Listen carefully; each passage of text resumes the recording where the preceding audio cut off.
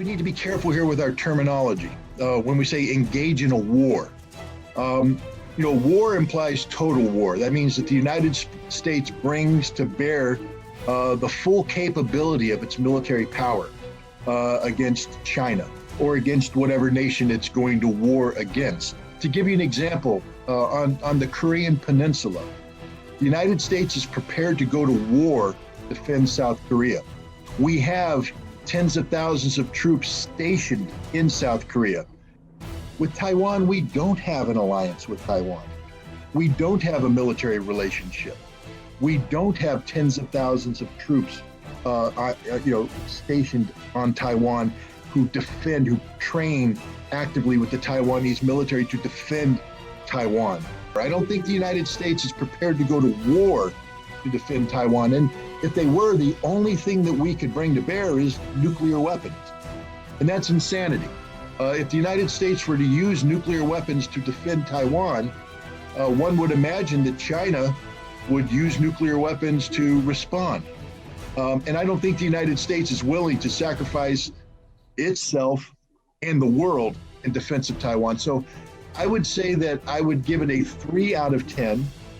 And the only reason why I say 3 is to factor in mistakes, miscalculations, because otherwise, if sane people are thinking, and I like to believe the American military is populated by sane people, we can't defend Taiwan. And it makes no sense to try and defend Taiwan because it is a losing proposition.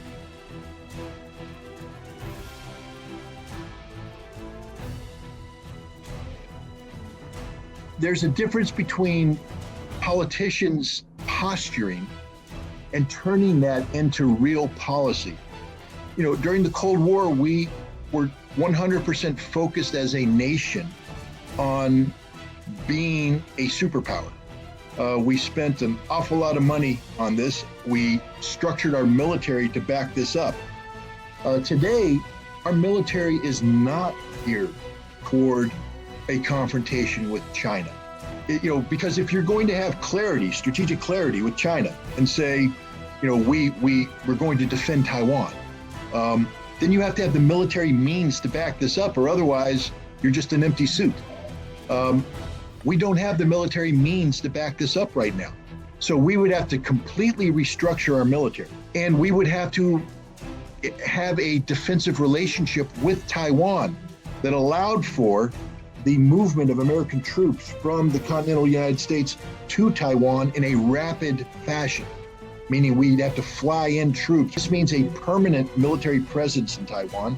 It means a strategic alliance with Taiwan, all of which I think would put us on a collision course with China.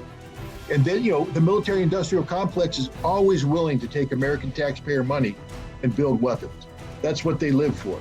So yes, the military-industrial complex is pushing for a stronger presence in the Pacific, but now we have to deal with economic reality. How do we pay for this buildup of military power at a time when the American economy is struggling? When we can't, we need an infrastructure bill that costs trillions of dollars. Do we really have trillions of dollars to spend on building up our military to confront China at the same time we're trying to build up our country?